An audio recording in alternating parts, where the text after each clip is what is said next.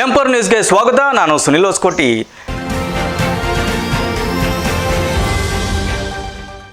ಮುಖ್ಯಮಂತ್ರಿಗಳು ಎಲ್ಲ ತೊಳೆಯುತ್ತೇವೆ ಅಂದರು. ಯಾವ ರೀತಿ ತೊಳೆದರು ಎನ್ನುವುದನ್ನು ನಾವೆಲ್ಲ ನೋಡಿದ್ದೇವೆ.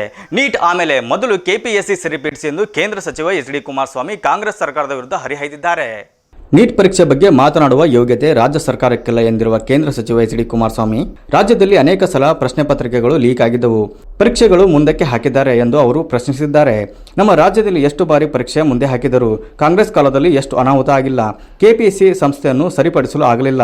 ಅದರ ಬಗ್ಗೆ ಜನ ಯಾವ ರೀತಿ ಮಾತನಾಡುತ್ತಿದ್ದಾರೆ? ಆ ಸಂಸ್ಥೆ ಹಾಳಾಗೋಕೆ ಪ್ರಾರಂಭ ಆಗಿದ್ದು ಕಾಂಗ್ರೆಸ್ನಿಂದಲೇ. ಮುಖ್ಯಮಂತ್ರಿಗಳು ಎಲ್ಲ ತೊಳೆಯುತ್ತೇವೆ ಅಂದರು. ಯಾವ ರೀತಿ ತೊಳೆದರು ಎಲ್ಲವನ್ನು ನಾವು ನೋಡಿದ್ದೇವೆ. ರೀಡೋ ಮಾಡಿಕೊಟ್ಟು ವ್ಯಕ್ತಿಯನ್ನೇ ತಂದು ಕೆಪಿಎಸ್ಸಿ ಅಧ್ಯಕ್ಷ ಮಾಡಿ ಕೂರಿಸಿದರು. ಪ್ರತಿ ಹುದ್ದೆಗೂ ಇಂತಷ್ಟು ಎಂದು ದುಡ್ಡು ನಿಗದಿ ಮಾಡಿ ಕೊಳ್ಳೆ ಹೊಡೆದಿದ್ದರು. ಬೀದಿ ಬೀದಿಯಲ್ಲಿ ಪೋಸ್ಟ್ಗಳನ್ನು ಹರಾಜು ಹಾಕಲಾಯಿತು. ಅಂತಹ ವಾತಾವರಣ ಸೃಷ್ಟಿಯಾಗಿದ್ದು ಕಾಂಗ್ರೆಸ್ ಆಡಳಿತದ ಕಾಲದಲ್ಲಿ ಎಂದು ಕೇಂದ್ರ ಸಚಿವರು ಹರಿಹಾಯ್ದಿದ್ದಾರೆ. ಈಗ ಸುಪ್ರೀಂ ಕೋರ್ಟ್ ಮುಂದೆ ನಮಗೆ ಜನಗಣತಿ ಅದು ಇದು ಅಂತೇಳಿ ಕಾರಣ ಕೊಟ್ಟು ಸೆಪ್ಟೆಂಬರ್ವರೆಗೂ ಚುನಾವಣೆ ನಡೀಲಿಕ್ಕೆ ಆಗೋದಿಲ್ಲ ಅಂತೇಳಿ ಮುಂದಕ್ಕೆ ಹಾಕಲಿಕ್ಕೆ ಸುಪ್ರೀಂ ಕೋರ್ಟ್ ಮುಂದೆ ಏನು ಅರ್ಜಿ ಹಾಕಿದ್ದಾರೆ.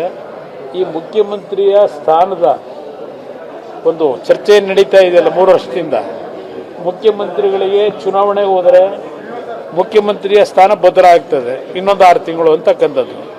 ಇವರಿಗೆ ಚುನಾವಣೆ ಏನಾದರೂ ಆದರೆ ನನ್ನ ಸ್ಥಾನಕ್ಕೆ ಚ್ಯುತಿ ಆಗ್ತದೆ, ನನ್ನ ಸ್ಥಾನ ಸಿಗುತ್ತೋ ಇಲ್ಲವೋ ಅಂತ ಹೇಳಿ ಉಪಮುಖ್ಯಮಂತ್ರಿಗಳು ಏನು ಒಳಗಡೆ ಇಬ್ಬರಲ್ಲೂ ಗಲಾಟೆಗಳು ನಡೆದು ಅಂತಿಮವಾಗಿ ಉಪಮುಖ್ಯಮಂತ್ರಿಗಳ ಒತ್ತಡದ ಮೇರೆಗೆ ಸುಪ್ರೀಂ ಕೋರ್ಟ್ ಮುಂದೊಂದು ಅರ್ಜಿ ಹಾಕೊಂಡವರೀಗ.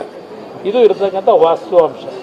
ಅದರಿಂದ ಇವರಿಗೆ ಚುನಾವಣೆ ಒಬ್ಬರಿಗೆ ನಡೆಸಬೇಕು, ಮುಖ್ಯಮಂತ್ರಿ ಚೇರ್ ಉಳಿಸ್ಕೋಬೇಕು ಅನ್ನೋದು ಒಬ್ಬರಿಗೆ, ಇನ್ನೊಬ್ಬರಿಗೆ ಚುನಾವಣೆ ಮುಂದಕ್ಕೆ ಹಾಕಬೇಕು, ಮುಖ್ಯಮಂತ್ರಿ ಚೇರ್ ಪಡಿಬೇಕು ಅಂತಕ್ಕಂಥದ್ದು ಇದರಲ್ಲಿ ನಡೀತಾ ಇದೆ. ಇವರಿಬ್ಬರಲ್ಲಿ ಸಂಘರ್ಷ. ಇದಿಷ್ಟು ಈ ಹೊತ್ತಿನ ಸುದ್ದಿ. ನಿರಂತರ ಸುದ್ದಿಗಾಗಿ ನೋಡ್ತಾ ಇರಿ ಎಂಪವರ್ ನ್ಯೂಸ್.